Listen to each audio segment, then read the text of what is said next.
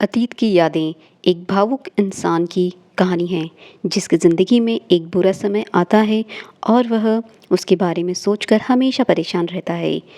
वह भगवान को दोष देता है। यह कहानी है एक श्याम नाम के लड़के की जिसने अपने बचपन में बहुत दुख देखे थे और उस बुरे अतीत के बारे में सोच सोच कर वह हमेशा परेशान रहा करता था। ना किसी से कुछ बोलता ना हंसता, बस दुखी रहता। बचपन की एक घटना ने उसे ज़िंदगी से मायूस कर दिया था। एक दिन की बात है, कॉलेज में नए प्रोफेसर आए हुए थे। सारे बच्चे उनका लेक्चर अच्छे से सुन और समझ रहे थे। वे उनके पूछे हुए सवालों का जवाब भी दे रहे थे। लेकिन श्याम अकेला ऐसा छात्र था जो इतने सारे खुश बच्चों के बीच में चुपचाप और गुमसुम बैठा हुआ था। प्रोफेसर ने अपने आने के पहले ही दिन इस छात्र को नोटिस कर लिया, पर कुछ कहा नहीं। एक दिन प्रोफेसर ने श्याम के ऊपर ध्यान दिया तो उन्हें महसूस हुआ कि जब से वे आए हैं श्याम को उन्होंने बाकी बच्चों की तरह खुश और उत्साहित नहीं देखा। ऐसे ही कुछ एक आध महीने बीत गए। एक दिन उन्होंने लेक्चर खत्म होने के बाद श्याम को अपने ऑफिस में बुलवाया। श्याम दुविधा में था कि प्रोफेसर उसे क्यों बुला रहे हैं।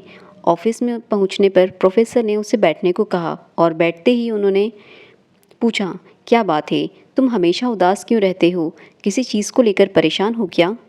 अगर चाहो तो तुम मुझ पर भरोसा कर सकते हो। श्याम थोड़ी देर सोचकर हिचकिचाहट भरी आवाज़ में धीरे धीरे बोला, सर, वो मैं अतीत को लेकर परेशान रहता हूँ, जिसकी वजह से मैं अपनी ज़िंदगी नॉर्मल तरीके से नहीं जी पा रहा हूँ। प्रोफेसर ने श्याम को अगले दिन शाम को अपने घर डिनर पर बुलाया। श्याम ने सिर झुकाकर हामी भरी और अगले दिन शाम को प्रोफेसर के घर जा पहुँचा। प्रोफेसर ने खाना मंगवाया। खाना खा लेने के बाद प्रोफेसर ने श्याम से शिकंजी पीने को कहा और किचन में जाकर 2 गिलास शिकंजी बनाकर ले आए। श्याम मना न कर सका। श्याम ने गिलास हाथ में लेकर जैसे ही एक घूंट लिया, अधिक नमक होने के कारण उसने अजीब सा मुंह बनाया। यह देख प्रोफेसर ने पूछा, क्या हुआ, शिकंजी पसंद नहीं आई? नहीं सर, ऐसी बात नहीं है, बस शिकंजी में नमक थोड़ा ज़्यादा हो गया है, श्याम ने जवाब दिया। प्रोफेसर इसी ताक में थे। उन्होंने कहा, अरे अब तो ये बेकार हो गया, लाओ गिलास मुझे दे दो, मैं इसे फेंक देता हूँ। प्रोफेसर ने गिलास लेने के लिए अपना हाथ आगे बढ़ाया, लेकिन श्याम ने मना करते हुए कहा, नहीं सर, थोड़ा ही ज़्यादा है, मैं पी लूँगा। थोड़ी चीनी मिलाकर इसे फिर से मीठा किया जा सकता है। श्याम की यह बात सुन प्रोफेसर गंभीर हो गए और बोले, सही कहा तुमने कि तुम शिकंजी को संभाल लोगे, नमक ज़्यादा होने पर भी, लेकिन इसे समझ तो लो, यह नमक तुम्हारे बुरे दिनों का तुम्हारे अपना अनुभव है, जिसे तुम शिकंजी के नमक की तरह अब तक संभालते आए हो। शाम पर मिठास भरकर नहीं, बल्कि पूरे दिनों की कड़वाहट के साथ। लेकिन जैसे हम हमेशा या ज़्यादा दिनों तक लगातार कड़वी शिकंजी नहीं पी सकते, इससे हमारा स्वास्थ्य बिगड़ सकता है, बिल्कुल उसी तरह हमारी ज़िंदगी भी कड़वाहट में नहीं कट सकती।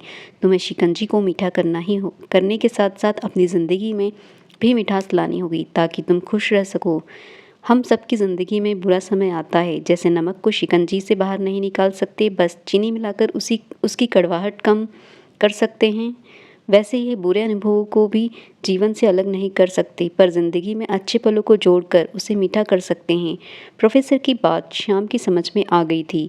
उसने सोचा वह अपने अतीत से जूझने की बेकार कोशिश कर रहा था और इसके चक्कर में उसने अपने आज की खुशियों को नज़रअंदाज कर रहा था।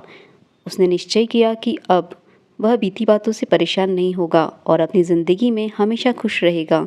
श्याम के जीवन में जुड़ी हुई यह कहानी हम में से अधिकांश लोगों अतीत की गलतियों के कारण हम अपना वर्तमान खो रहे होते हैं। हम अपना अतीत तो खो नहीं बदल सकते क्योंकि वह हमारे हाथ में नहीं है, लेकिन हम अपना वर्तमान बदलकर भविष्य ज़रूर बदल सकते हैं।